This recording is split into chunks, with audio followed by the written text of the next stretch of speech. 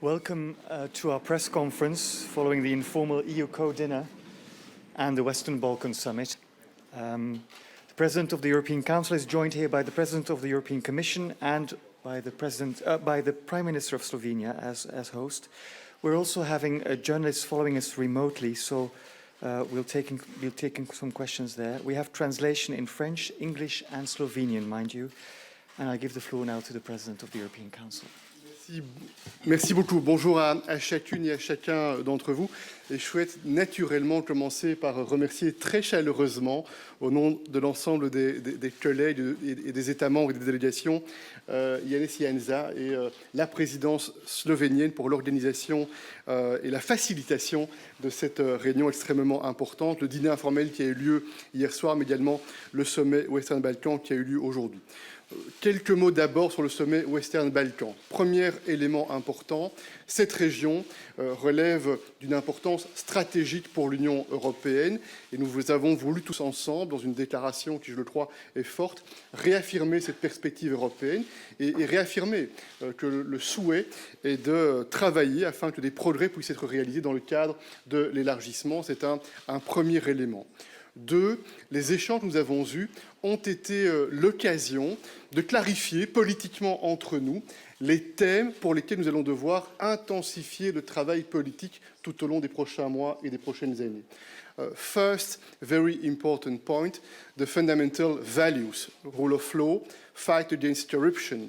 This is the DNA of the European project. This is also an important topic among the 27 member states. On a regular basis, we have discussions, we have political debates on those topics in order to see how we can achieve more progress, in order to make sure that we all follow, that we all respect those fundamental principles. This is one first point, and this is key because this is also the choice that we want for the European member states, but also the choice that the governments in those countries, the Western Balkans, they want for their societies. This is the first point. The second point, this is key, this is paramount, this is the link between the reforms that are needed, and we would like to encourage, this was our common message, the reforms in those countries, and the investments. And here, the Commission took very fundamental decisions by providing a lot of money, an unprecedented amount of money,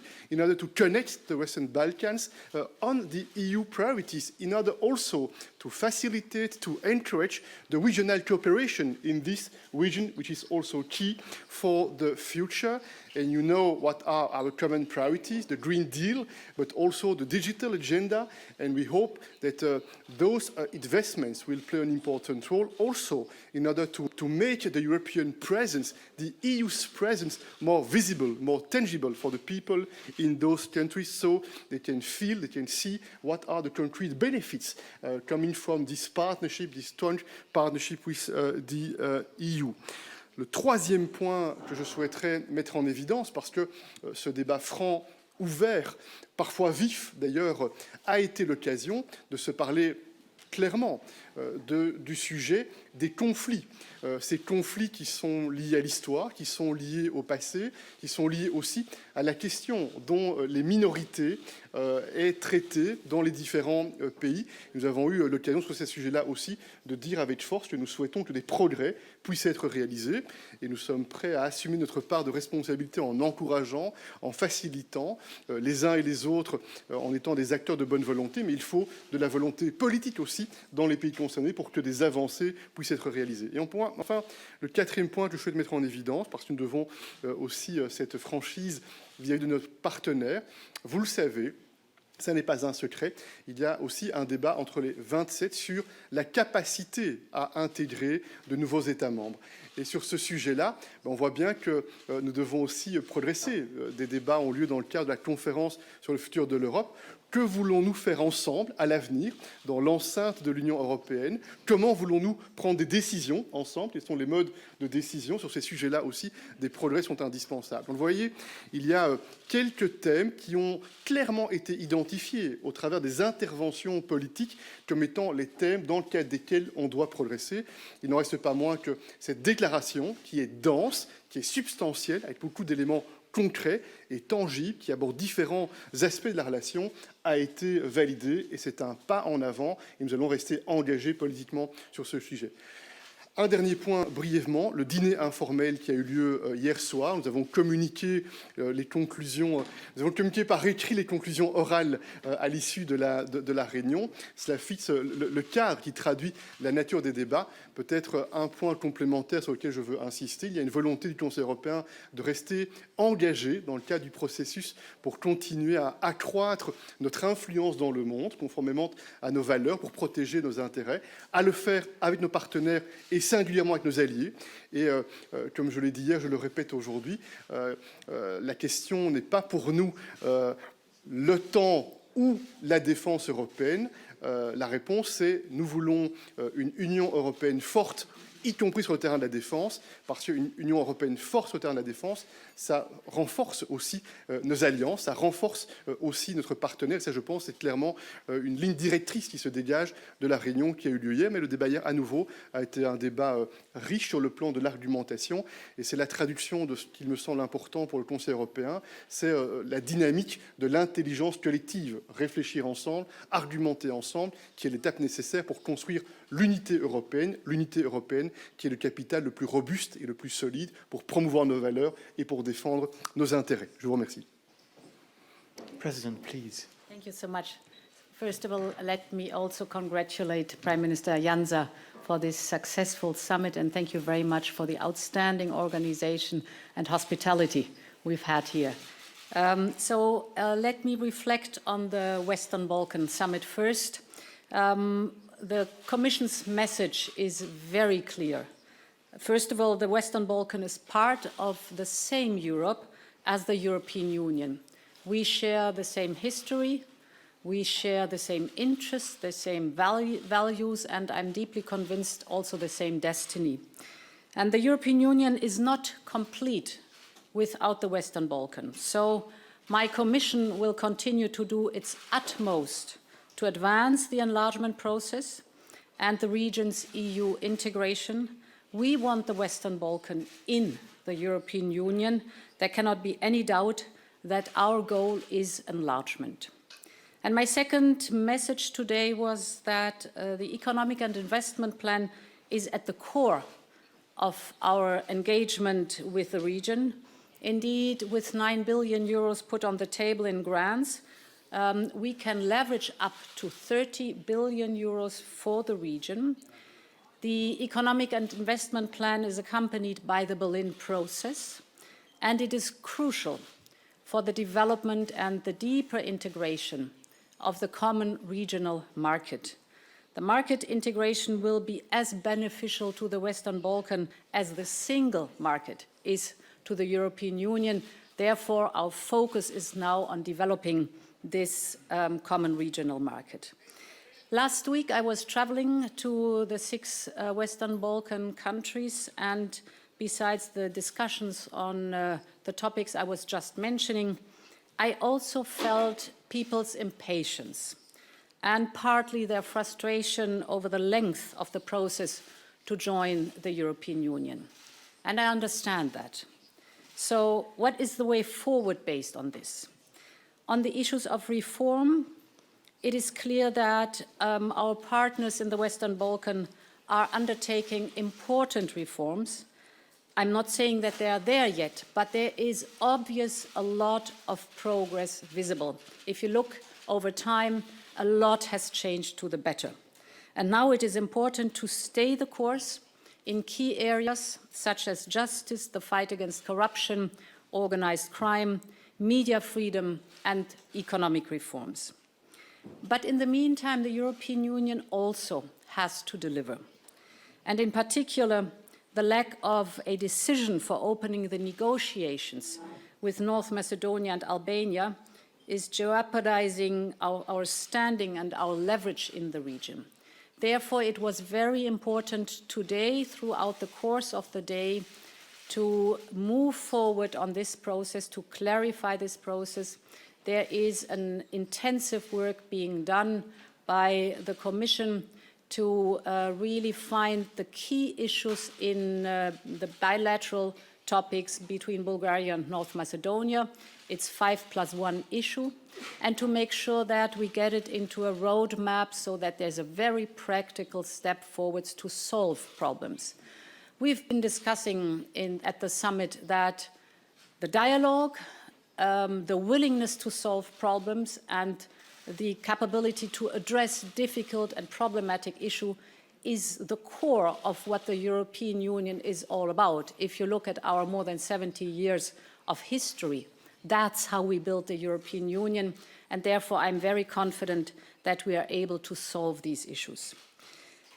Important is also the practical work on the ground. For example, if we look at overcoming the pandemic, we have provided 3.3 billion euros to the region to address the emergency of the crisis. We've donated 2.9 million doses of vaccines, and we have proven that we were the Western Balkans' most reliable partner in this crisis, and we will continue being the closest partners in years and decades to come.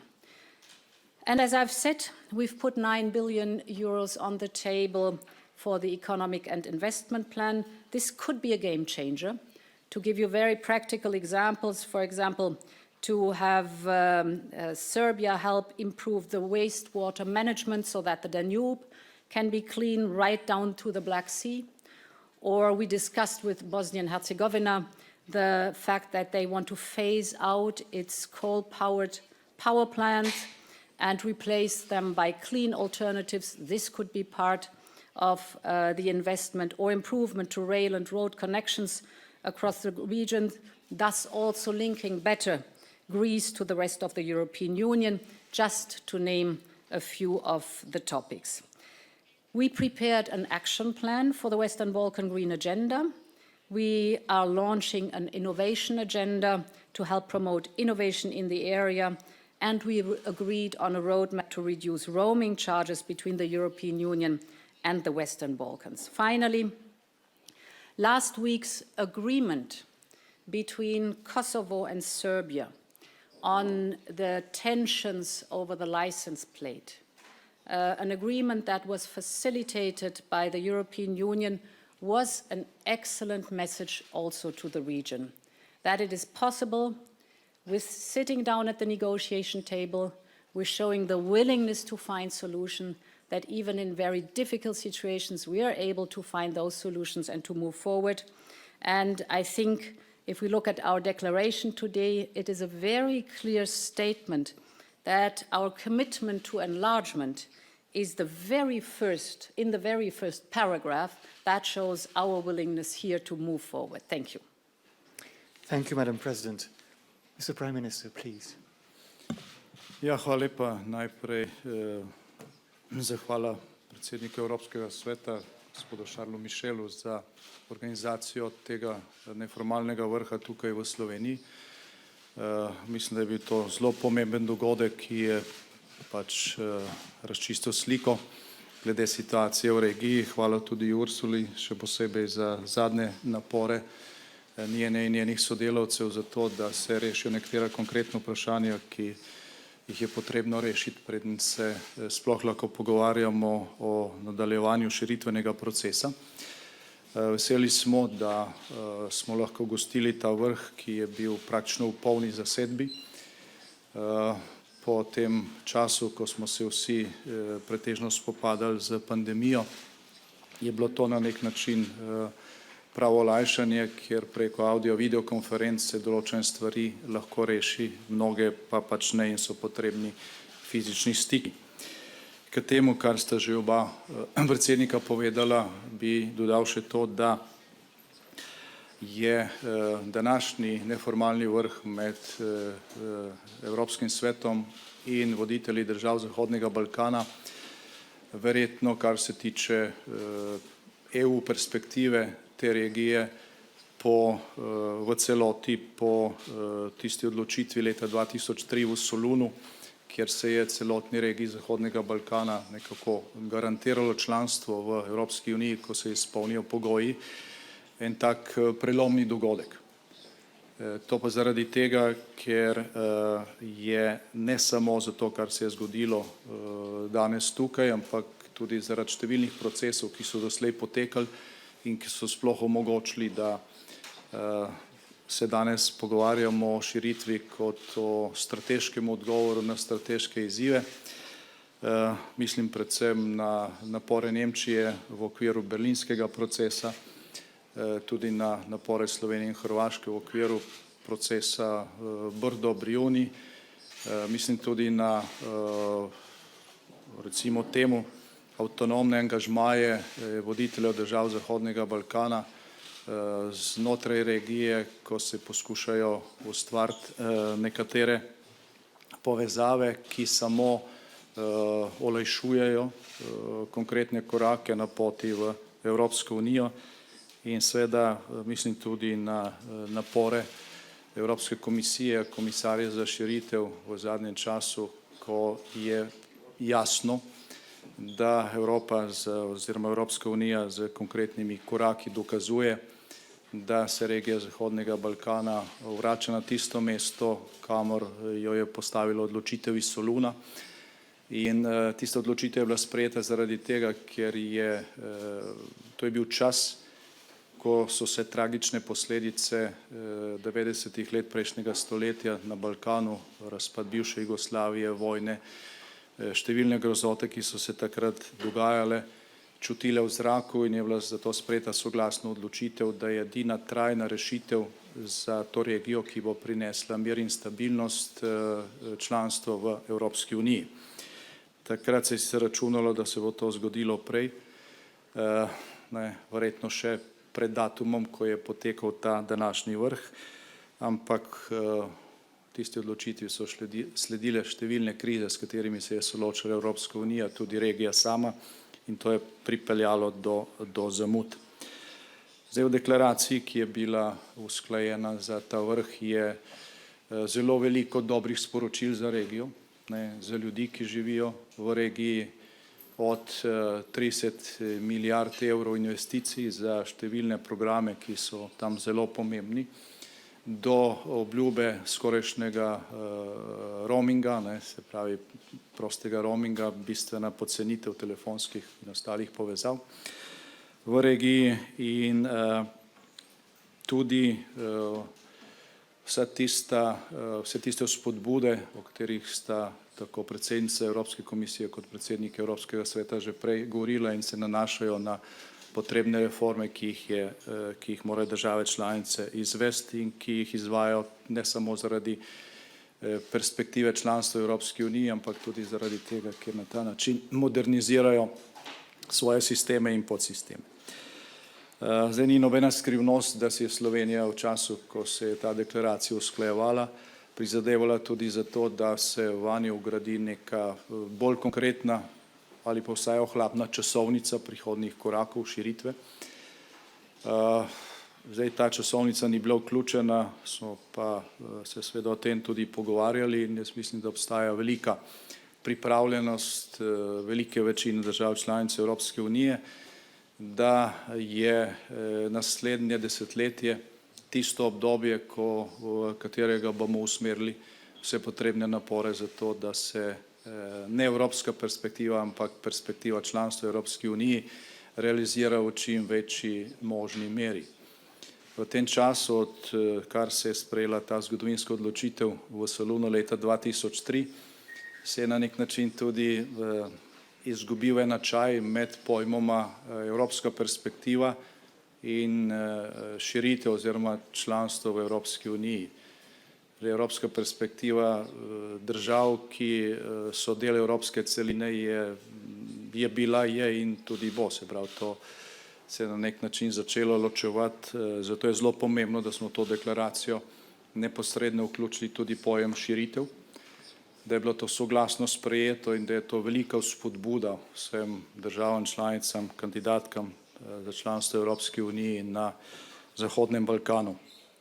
Kot že rečeno, po tej današnji, deloma tudi včerajšnji razpravi, poleg tega je bilo ogromno bilateral, hvala obema predsednikoma za vse te napore v prejšnjih dneh, včeraj preko noči, zato da se je reševala tudi nekatera konkretna vprašanja, ki jih je pač potrebno rešiti, zato da gredo procesi naprej.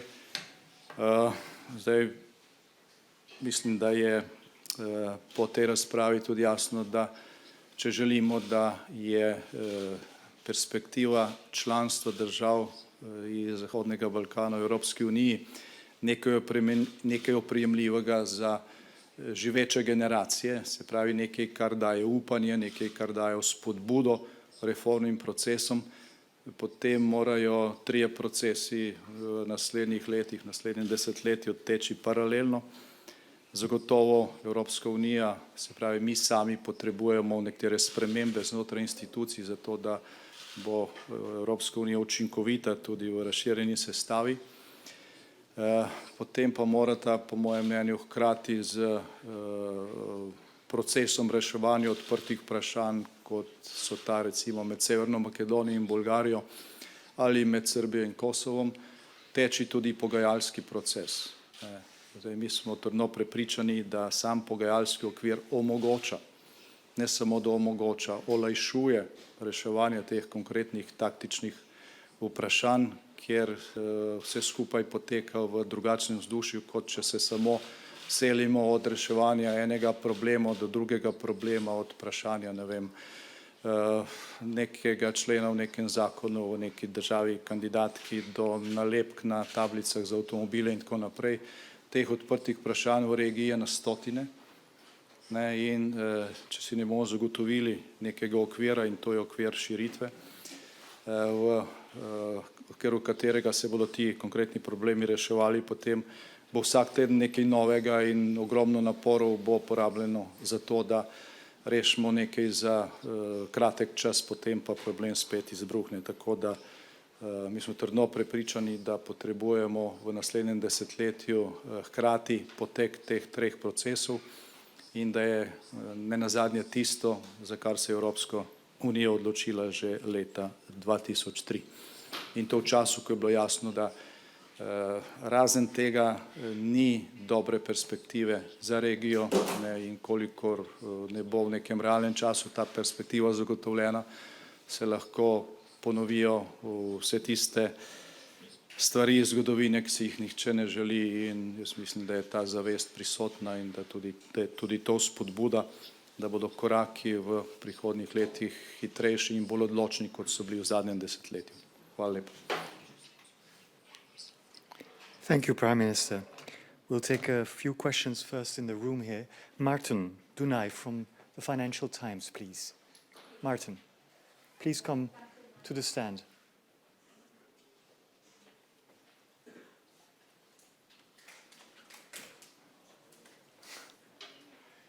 You need a microphone. Yes, thank you. Martin Dunaj from the Financial Times. Prime Minister Janez touched upon this. I wanted to ask that the date, the 2030 date, or any date indeed, is conspicuously missing from this declaration.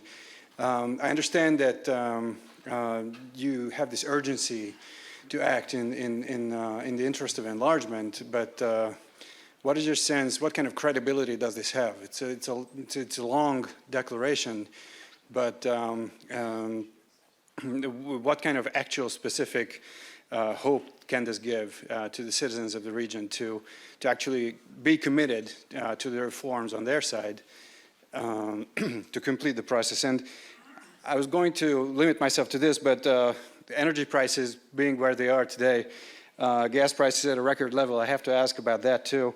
The emissions trading system also obviously is affected. So, energy market reform seems inevitable. A lot of leaders are really expecting the EU to step up and act decisively on this. What do you think the European Union can do, either on the Commission or the Council level? Thank you very much. First question, I can guarantee you that the talks we had this morning and this afternoon were very useful because we feel the importance to act, and that's why we have clarified what are the common priorities, and I've explained at the beginning values, reforms, investment, and also the important topic of disputes. And we were very active the last hours, the last days, in order to help, to provide support, to facilitate all the efforts that are needed in order to make progress. But there is something very interesting. Yesterday we had this informal dinner on the geopolitical role of the EU. And today we had this Western Balkan Summit. These are concrete examples. It shows if we want to be more efficient, if we want to be more decisive, that we need also to take into account the situation in this region and to see how we can deliver more concrete results. And you are right, this is a long declaration because this is a declaration with a lot of concrete commitments, concrete engagements, and now we will implement with our partners. We have our homework and they have their homework, and we'll cooperate, we'll coordinate. Point one. Point two, the energy prices, and especially the situation of gas. I had the opportunity last week to communicate on this topic and to explain that I intended, after consultations with the member states, to put this topic on the agenda for the next European Council in Brussels, the 21st and the 22nd of October. And yesterday, two members of the European Council took the floor in order to open the discussions on this topic, knowing that what we want, this is a serious preparation in order to be able, during the next European Council, to give some orientations, and we will count on the support, the important support by the Commission, because this is also not a secret, and probably Ursula will say more about that, but the Commission intends to publish a communication, which will be the foundation, the basis, in order to make sure that all the leaders will have the same level of understanding, the same starting point, the same level of information, and so we can make progress together in order to address this important question at the national level, because the energy mix is a national responsibility of the member states, but maybe, and probably, this is what I hope, there is also political space in order to try to follow a more common European approach on this important topic. Yes. So to your first question, what makes you, my words, so confident for the Western Balkan enlargement process? Two things of today. First of all, listening to the debate and the comments of the leaders, a vast majority has expressed their support for the enlargement process, mainly also looking at now stepping forward with Albania and North Macedonia, even the more skeptical ones, and this is a very clear sign. I'm aware of the fact that we still have to solve the issues, bilateral issues between Bulgaria and North Macedonia. Here I'm confident that we will find solutions, but the strong support overall was important. And my second point is the fact that we are investing 30 billion euros in the region speaks for itself. We're deeply convinced that this is not only for the benefit of the Western Balkan, but also for the benefit of the European Union, and that it will smoothen a path towards enlargement. What energy is concerned, first of all, to clarify one thing, it is indeed the high energy prices are mainly resulting from skyrocketing gas prices. And if you look at the renewables, they have been stable in the price and they've dropped over the last years in the price. So it's very clear that our future is the renewables and certainly not over time gas, also because of the dependency we have with gas. 90% of the gas we use is being imported. So it's very clear where the future for us lies. Indeed, in the short term, it's mostly national tasks to fulfill. We will have a communication with the Commission next Wednesday at the College of the Commissioners in preparation then for the structured debate in the Council, so that we look at the national measures that are possible, but that we also look at medium and long-term possible action on the European level. Če lahko še jaz na kratko glede datuma. Zdaj, Slovenija se ni prizadevala za to, da se v deklaracijo vključi zavezo v tem smislu, do leta 2030 bodo vse države članice iz Zahodnega Balkana postale članice Evropske unije. Zdaj, take zaveze nihče ne more dati, ker je jasno, da gre za pogajalski proces. Mi smo želeli vključiti nek časovni okvir, v katerem bi se potem bolj natančno razdelali posamični koraki. Naša ocena je, da jih lahko zaključimo v naslednjem desetletju. Zdaj, nekaj podobnega se je dogajalo, ko je bila Slovenija del tega Big Banga, velike širitve leta 2004, tudi takrat je bila neka časovnica narejena, ki pa je bila neformalna, še enkrat opozarjam, ker pač vsaka država je specifika zase in se posebej pogaja in tako naprej. Samo za tiste, ki se pogajajo, pa vseeno dobro, da približno vejo, koliko časa imajo za kakšne stvari, kdaj morajo narediti katere reforme. In če je ta časovnica prisotna, potem je tudi večjo spodbuda, kar se tiče samih reformnih procesov. Opozarjam pa na to, da je prvi korak k temu, da pač širitev dejansko postavimo kot strateško prioriteto in da na nek način iz tega sledijo potem tudi bolj konkretne časovnice, da je bil prvi korak narejen s tem, ko je bilo jasno deklaracijo vključeno, da gre za proces širitve. Ker nekatere države kandidatke so imele že velike dvome, kaj beseda evropska perspektiva pomeni, ker so vse to države, ki pač živijo na evropskem kontinentu. Zdaj, kar se tiče cen energentov, bi dodal sem še to, da je zaenkrat real feel asimetričen, se pravi, ta vpliv ni v vseh državah enak, ker so pač različne pogodbe v posamičnih državah z dobavitelji energentov. Bo pa zagotovo ta dvig cen naslednje leto simetričen, celotna Evropska unija bo to občutila zaradi pač različnih razlogov in mehanizmov. In ta razprava je dobrodošla, je pravočasna in jaz mislim, da jo bomo nadaljevali in verjetno tudi sprejemali nekatere ukrepe tudi na naslednjih dveh formalnih srečanjih Evropskega sveta.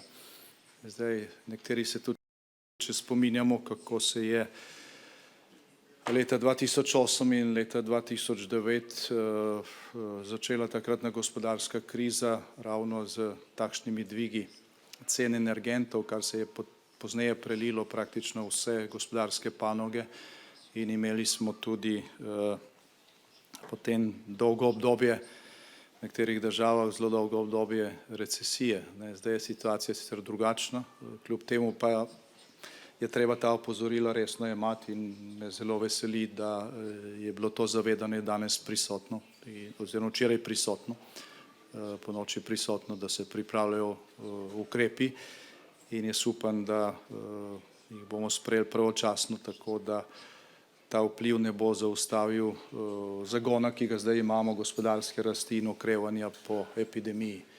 To je bila velika škoda in naredili bomo vse, da se to ne bo zgodilo. Thank you. Next question is for Helena Milinkovic from the National Radio and TV here in Slovenia. Please, Helena.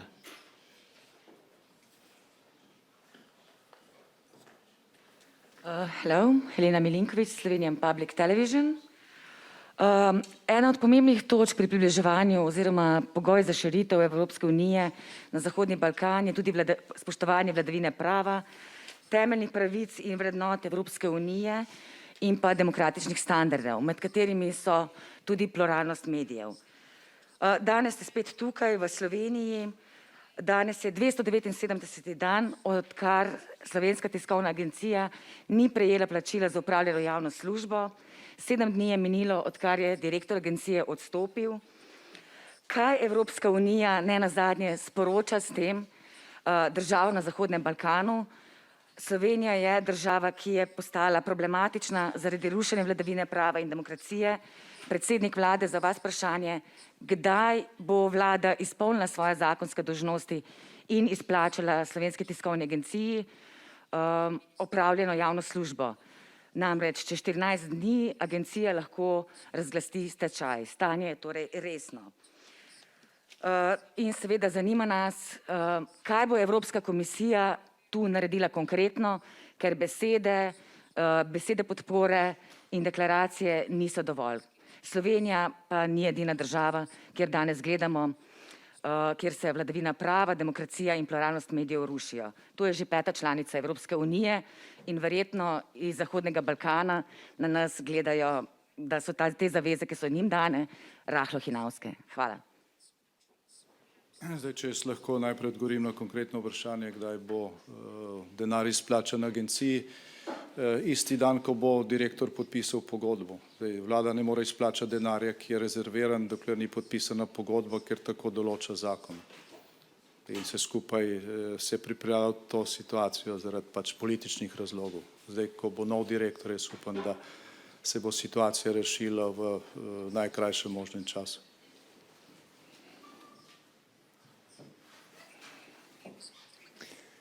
Thank you. Next question is for MICHEL, Agence Europe. Leah. They would like. No, we will answer. Okay. Go ahead. And then I do.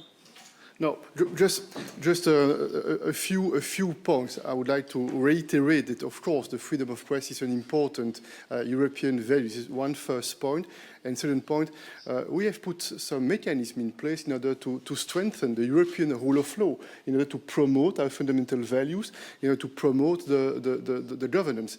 We had last year, when we decided on the next European budget and the recovery fund, important talks in order to put in place a new mechanism. This mechanism will be fully operational very soon, and it shows the importance for the European Council, I'm certain also for the Commission as guardian of the treaties, to make sure that the existing mechanism and the future mechanism that will be put in place can be used with respect for the different opinions, in order to make sure that the EU institutions are able to play their role in order to promote those fundamental values. Yes, what the lack of financing of the STA is concerned, we have repeatedly expressed our serious concerns as regards of the lack of this financing of the Slovenian Press Agency, because this is the funding, the ongoing funding is important for its independence. Last week, Vice President Jourova has sent a letter to the Slovenian authorities stressing the urgency of the situation and reminding the obligations of the government. This has recently been confirmed by the Slovenian Supreme Court, and I think overall it shows once again the need for EU legislation to protect media freedom and pluralism via the Media Freedom Act that I have announced in the State of the Union, because I'm deeply convinced defending media freedom means defending our democracy, and media companies cannot be treated like any other business because their independence is so crucial for the democracies and the reporting behind it. I wanted to add one point, if I may, to the energy topic. I think it is important that we keep in mind that the spike of energy prices is a global phenomenon. It's not limited to the European Union, it's a global phenomenon. We should also keep in mind that last year, because of the pandemic, the energy prices have been much lower than normally. So right now, this is also a rebound because of the picking up of the economy. And thus, we have to treat the short-term effects, but over the long term, we also have to deal with the fact that the storage at the moment is limited. So it's also a question of storage for the European Union. Thank you, Madam President. We have MICHEL, Agence Europe. Samo še jaz bi dodal k temu vprašanju to prvič, da kar se tiče financiranja Slovenske tiskovne agencije, v Sloveniji obstaja zakon o Slovenski tiskovni agenciji, ki določa, kako poteka financiranje. Odločitev sodišča ni bila takšna, kot misli komisarka Jourova. Vse to je možno preveriti in vse skupaj je pač lansirano v slovenski politični prostor kot del politične igre proti vladi. Direktor, ki je zdaj odstopil, je bil pač politično nastavljen 10 let nazaj in vse skupaj je neka igra s katero tukaj obremenjujemo ljudi, ki imajo bistveno bolj odgovorno delo. Zdaj, kar se tiče vladavine prava, bodite prepričani, da bo Slovenija, ko bo odločala o širitvi, terjala, da vse države, ki bodo vstopile v Evropsko unijo, zagotovijo striktno spoštovanje vladavino prava, da 3 tedne pred volitvami ne bodo zapirali opozicijskih voditeljev, da se na njihovih javnih televizijah ne bo grozilo z smrtjo in da v njihovih sodnih sistemih ne bodo sodili ljudje, ki so drastično kršili človekove pravice ali izrekali smrtne kazni v nekdanjem komunističnem režimu. Na to bomo zelo pozorni. Excuse me. Excuse me. We'll take another question here. Please let us conduct this press conference in an orderly fashion. Léa, à vous. Bonjour, merci. Une question en français sur le dîner informel d'hier soir, sur l'autonomie stratégique. Est-ce que vous pouvez donner un peu plus de détails sur comment vous imaginez renforcer l'autonomie de l'Europe sans se mettre complètement les États-Unis à dos, sachant que l'objectif affiché par l'Union européenne il y a quelques mois, c'était de renouer les liens de manière très étroite. Et en ce moment, on parle plus d'autonomie. Donc, jusqu'où on va dans l'autonomie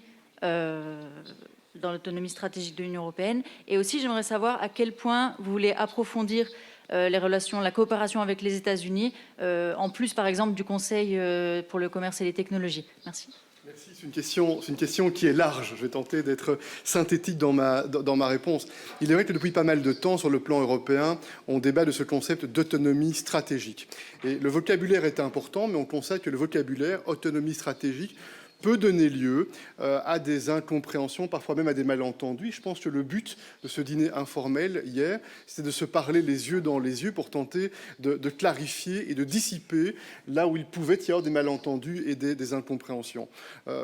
Beaucoup de collègues soutiennent ce concept, certains disant même on devrait dire autonomie stratégique ouverte pour bien montrer que c'est totalement compatible et cohérent avec l'ambition de l'Union européenne de soutenir l'approche multilatérale et de soutenir une Union européenne qui est ouverte sur le monde et qui s'oppose au protectionnisme, qui est évident, mais ça va peut-être parfois mieux en répétant un certain nombre d'évidences. C'est un premier point. 2, il y a une certitude, et c'est intéressant après le débat d'hier soir, c'est que sur la substance, les chefs d'État et de gouvernement sont très proches les uns des autres. On considère que l'on doit travailler dans 2 domaines, je vais y revenir particulièrement, pour valoriser nos atouts, pour consolider nos forces et pour réduire nos dépendances, pour réduire nos fragilités. C'est vraiment ça le message central et la synthèse de nos débats hier. Et ces 2 domaines clés, quels sont-ils? Ça ne va pas vous surprendre. C'est d'une part continuer à travailler pour le développement économique et donc la cohésion sociale en Europe. Et là, on a un agenda qui est clair, et on avait cet agenda clair avant le Covid. C'est le Green Deal, c'est la révolution digitale, ce sont ces 2 transformations substantielles pour lesquelles l'Union européenne a le souhait d'exercer un leadership sur le plan international. C'est le cas, par exemple, en matière climatique de manière tout à fait évidente, et on veut travailler, par exemple, sur le terrain digital pour progresser sur le plan technologique, mais aussi pour réduire des fragilités. On voit la question des microprocesseurs et des semi-conducteurs montre bien un certain nombre de fragilités structurelles que nous avons, raison pour laquelle la Commission, depuis pas mal de temps, a fait des propositions opérationnelles pour aborder ce sujet-là. Donc, premier point, question économique, marché intérieur, innovation technologique, les transitions digitales qui sont les leviers pour la croissance, pour la prospérité, pour le modèle de développement demain pour l'Union européenne. Deuxième élément, la sécurité et la défense européenne. Et là aussi, il n'y a pas de place pour les malentendus. On est tous convaincus, cela a été répété par chacun des intervenants hier, que l'OTAN est un pilier pour la sécurité. On est tous convaincus aussi que l'Union européenne doit progresser, d'abord au départ des mécanismes existants en termes de défense et de sécurité qu'il faut approfondir, qu'il faut utiliser. Et on doit progresser aussi avec une vision de la méthode pour progresser. Et c'est le cas avec la boussole stratégique pour laquelle nous avons mandaté le haut représentant et la Commission il y a pas mal de mois déjà. Josep Borrell va déposer un premier draft au mois de novembre. Nous aurons de manière régulière le débat au Conseil européen sur l'ensemble des sujets, y compris sur le sujet de la sécurité et de la défense, avec à l'horizon du mois de mars probablement, un Conseil européen avec la défense afin de donner un certain nombre d'impulsions et d'orientations. Autre agenda, c'est la déclaration Union européenne-OTAN, pour laquelle nous allons travailler avec les États membres afin de préparer cette négociation avec l'OTAN, ce qui montre bien cette implication, cet engagement avec l'OTAN et au sein de l'OTAN, et avec le souhait, avant le sommet de l'OTAN qui aura lieu en Espagne au mois de juin, de pouvoir délivrer une déclaration commune. Donc le résumé, il est très simple. Nous avons fait face ces dernières semaines à des événements géopolitiques qui nous ont amenés à réfléchir et à voir comment on peut agir de manière plus forte pour renforcer une capacité d'action de l'Union européenne. Et encore une fois, je veux le répéter, les alliés robustes, les alliés solides font les alliances robustes et les alliances solides. Et du reste, vous avez vu que les dernières déclarations du président des États-Unis sur le sujet vont dans le même sens. Il indique également que lorsque l'Union européenne renforce ses capacités d'action en matière de défense, cela renforce l'OTAN, cela contribue à la clarification qui, je crois, était utile. Ça n'est pas terminé, le processus va continuer entre Européens et avec nos alliés. Yes, indeed. In the discussion yesterday, it was very interesting to see that we should also speak about our strength. We are the world's biggest trading bloc. We are front runners. If you look at the answer, how to fight climate change, we are setting norms and standards in the digital world through our human-centric legislation. And we are the region that has shipped the most doses of a vaccine to the neighborhood. We have exported more than 800 million doses of vaccines to more than 130 countries, not to speak of the on top 500 million doses of vaccines that have been pledged as donation. So sometimes it's also good to recall what we are doing. And what the relation with the United States is concerned, I had a phone call with President Biden on Monday evening, and it was reaffirming, for example, our vaccine partnership between the European Union and the United States to vaccinate the world.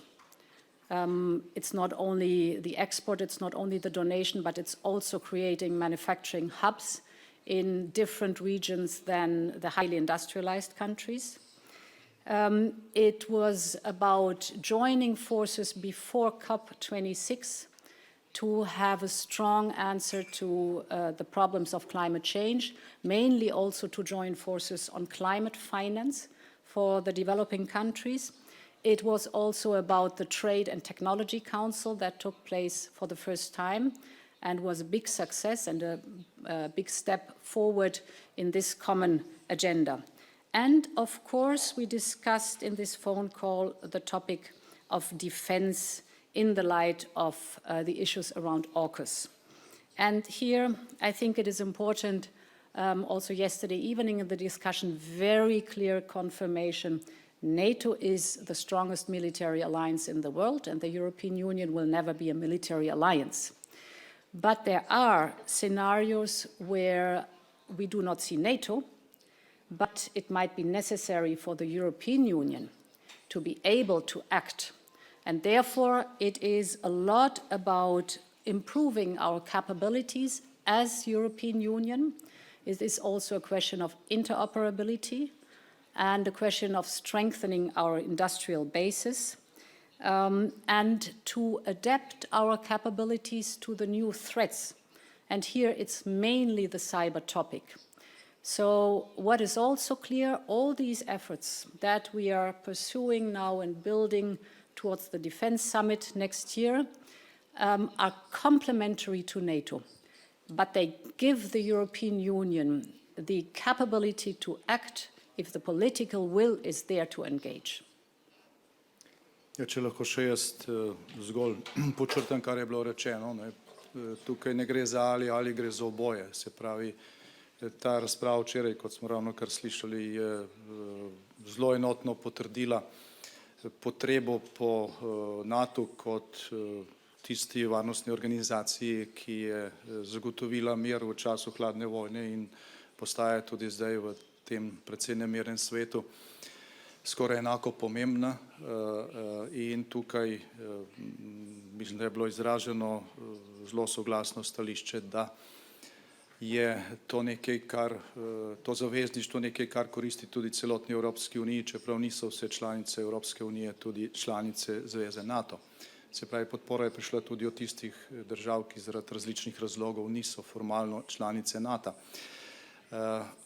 Potrebujemo oboje, se pravi, potrebujemo tudi krepitev evropskih zmogljivosti in tukaj so potencijali veliki. Zdaj, če se štejemo vse obrambne proračune držav članice Evropske unije, dobimo, mislim, da 5-krat večjo vsoto, kot je vojaški proračun Ruske federacije in večjo vsoto, kot je vojaški proračun Kitajske.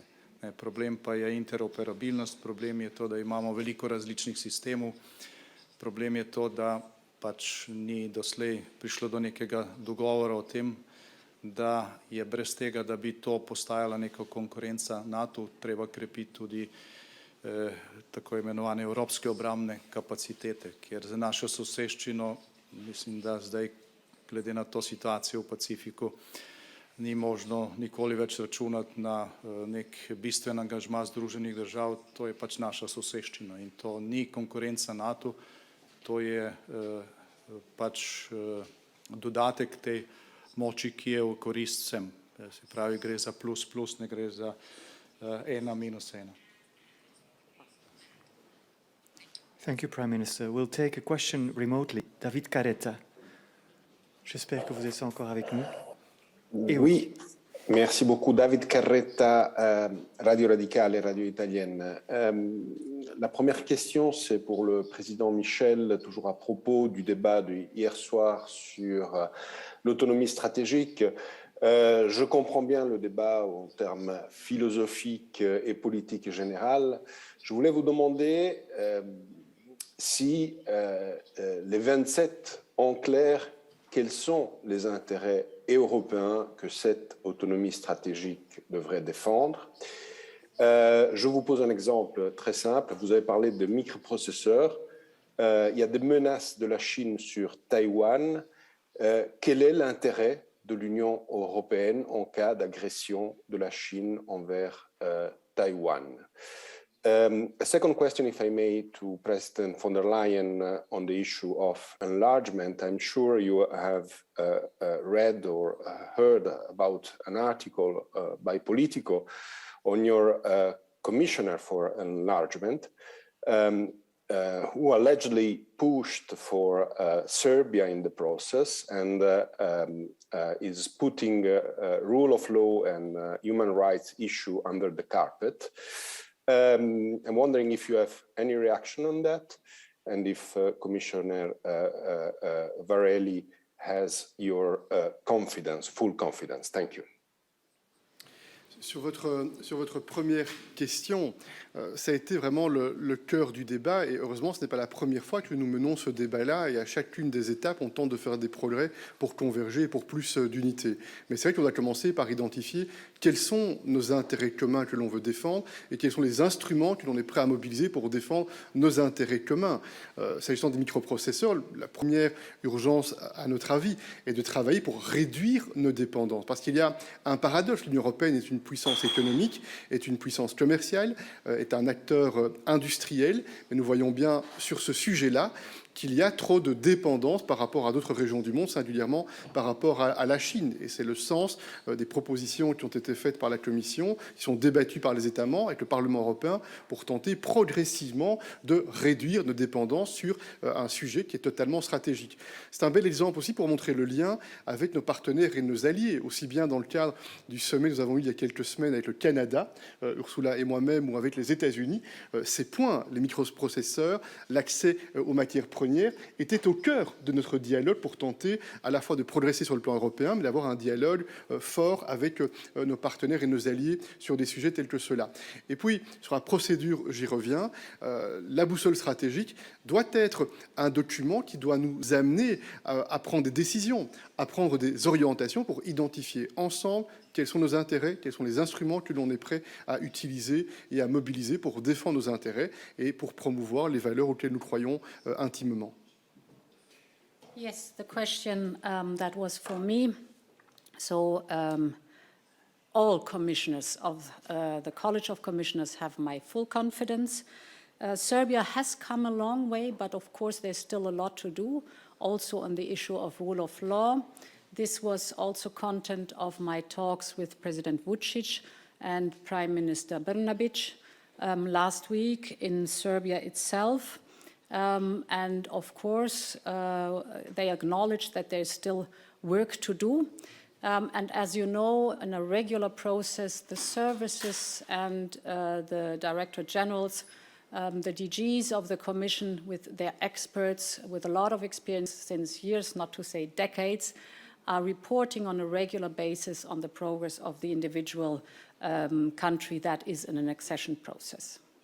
We'll take one last question remotely. Angela Mauro. Angela, are you still with us? Yes, thank you, Barret. Good afternoon to everybody. I have two quick questions for the three presidents.